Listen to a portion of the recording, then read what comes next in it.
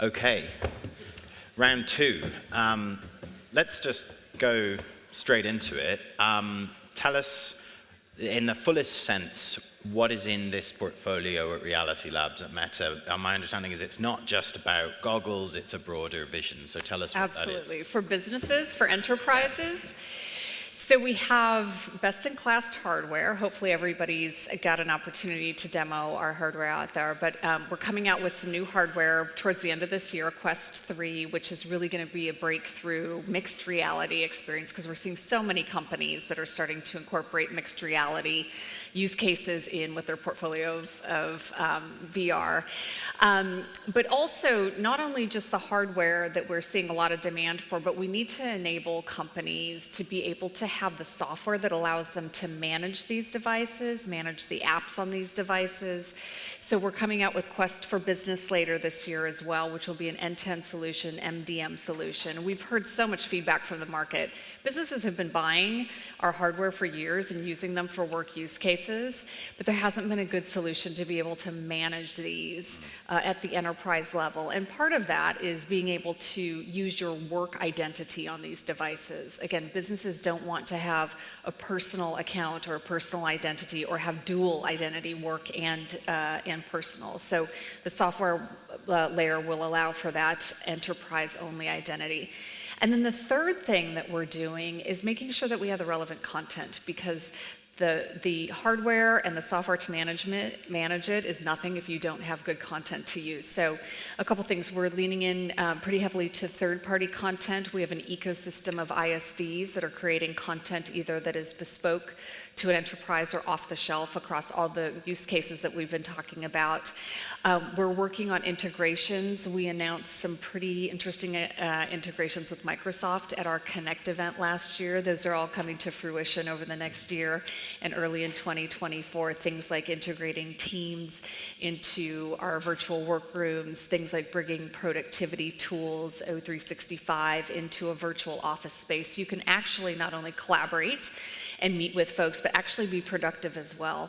And then we are working on some first-party experiences as well. One is called Workrooms, and it's out in beta right now. It's a virtual environment where you can meet with colleagues or other folks either in a 3D environment or a 2D environment. And again, thinking about that persistent tools that you can use to have that ongoing meeting content, whether it be persistent whiteboards and things that we can use for a fully immersive virtual office. Gotcha. What are some of the sort of sectors or industries that have been on board for a longer time that you've been having conversations about these kinds of products with for a longer time? And what are some of the newer ones that are starting to be interested now? Yeah, I mean, we have seen interest across every industry. It's really been pretty amazing, from even the most technologically innovative companies to those that are maybe in more traditional companies. There really hasn't been any lag in terms of industries that haven't adopted it.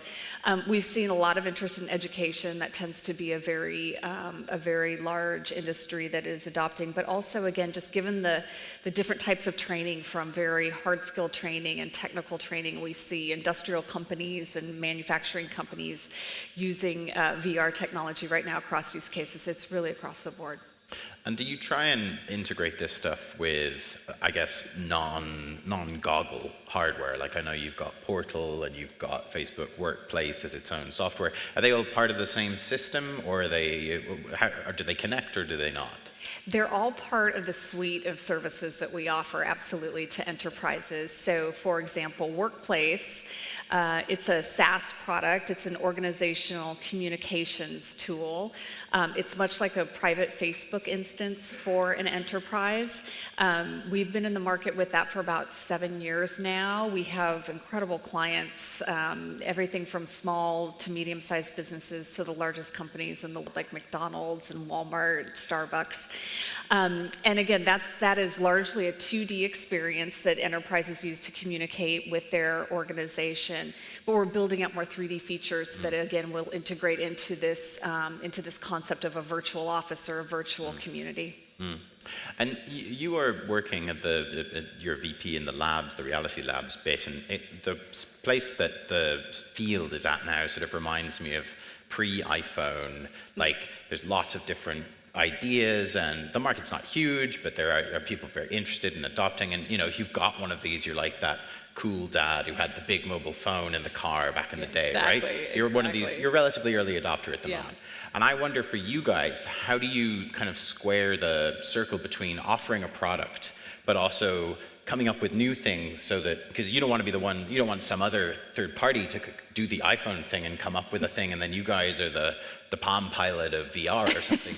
So how do you both offer a product to the market and have that be reliable and working and functional and a stable platform to build on, but also innovate at the same time? Yeah, well, I think Meta is, I don't think anybody's invested as much in the metaverse and in the hardware space as Meta has. So we're continually innovating. Again, you'll see that with the Quest 3 hardware product device that's coming out later this year. But we're also investing quite a bit in our developments around AR hardware and software. So some of you may know about our partnership with Luxottica and our Ray-Ban Stories. Right now it's very much a capture and share type of mechanism, but you can start to see how this would be the next modality that is down the road. And again, we're thinking through how do we incorporate more AR into that in the future.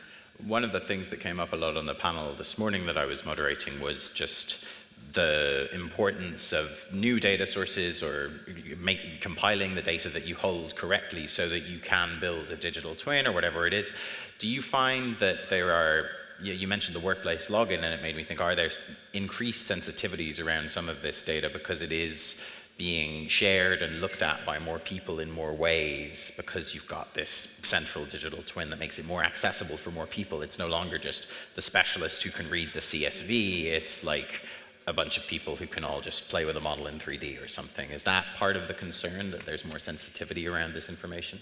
I think it's when you're talking to enterprises and companies, there's always a sensitivity to data, and that's something that we take very seriously. It's part of why we've created this software layer to make these devices manageable, so that there's controls over what users can use, what employees and users can use, what kind of apps and whatnot. We have some innovation principles that are really core to and fundamental to everything that we build from a Reality Labs standpoint, the hardware and the software. And the first is privacy. I mean, that is table stakes, and we take that very seriously. We're very clear in disclosing all the ways, all the data that we capture, the ways in which it's used. Also controls, making sure that individuals and companies can place the right controls on data, what is shared with whom, when. We're also really committed to making sure that our products are accessible to all. So making sure that like everything from being able to enlarge text, to having color differentiation for those that may have a hard time differentiating colors, to being able to configure your boundaries so that even if it's a standing app, you can still be sitting down. And then most importantly, we never want to surprise anyone. We want to make sure that, like again, I mentioned the Ray-Ban Stories glasses, there's LED lights, and there's LED lights on some of the devices as well, so that when it's in capture mode, whether it be a photo or a video, that it's well known and that people can see that. Okay. Yeah. I have one more for you, but I just want to say we could take maybe one or two questions from the floor if anybody has one, and I'll filter it through if there's a mic going around, just because I trust the wisdom of the crowd over myself to ask really good questions. While the mic goes to this lady here, if it's in the room, there's this Gibsonian vision of like geometric spaces and geography within the virtual space, and you don't need to interact through lines of code or anything. You're kind of just navigating in a tangible way. Are we moving in that direction? Do you feel like that's where this technology is headed? Or, I mean, obviously that was just an imagining from someone almost 40 years ago now. Very apt, very fascinating. But I wonder how you feel whether that's the path, or if the path looks different. You mean as a user, how we interface Yeah, with as the user this? interface. So Yeah. Gibson describes the user interface as Yeah. like spheres of data and buildings of data, and you sort of run into the, you sort of do stuff to go over to it, and that seems a lot harder than just typing in commands to go do whichever you want. So I just wonder how tangible the user interface of this future that you guys are working towards is going to be. Well, I think it's going to be, it's going to be very frictionless and very seamless. And again, whether if the application is something that you feel like you need to actually be able to type, there will be a way to bring in your keyboard, but it'll largely be voice activated and be part of a universally adopted thing that allows you to use all sensors to interact with it. Yeah. Okay, gotcha. Let's have your question in the audience. Hello. Oh, over here. Oh, hi. Sophie Jones, Director of Breakthrough Innovation for FTSE 100 company. My question for you is, given where you are with your headset, what specifically are you doing for the early adopters that struggle with it? For example, I've had the V2 headset for the last 2 years, and I've actually gone into meta spaces and tried to build my own environment. Now, I struggle because apparently I discovered this as a thing. Some users, such as myself, if we've got the headset on for over like 20 minutes, it makes our eyes go funny and we have to take it off because apparently we need a subtle adjustability, which the headset doesn't do. Now, the problem is my role is breakthrough innovation, so I'm trying to use the headset, but I can, and I've hardly used it over the last 2 years because of this issue.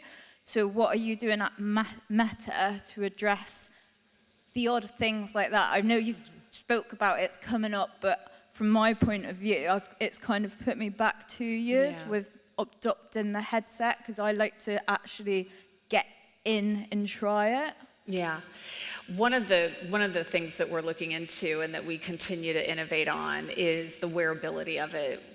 Early versions, whether it be motion sickness or just comfort, is something that has limited the ability for people to be in it for long-term use. So that's something that we're incorporating. It's part of the technological advances. So you'll see, just in terms of a comfort standpoint, if you try the Quest Pro that's out here, it's light, it fits very ergonomically well. We continue to make innovation just around the kind of sensory experiences that make you feel sick after a while so that you can see longer term wearability. The Quest 3 will be even more so advanced than the Quest Pro in that respect, yeah. There's quite a lot of science to do on this as well. Yes. One of the things I hadn't realized when I first started looking at the space a few years ago is just the biophysics of the eye. We think it's all super easy because we all just walk around for the most part seeing, maybe you wear glasses, maybe you don't. Seems fairly straightforward.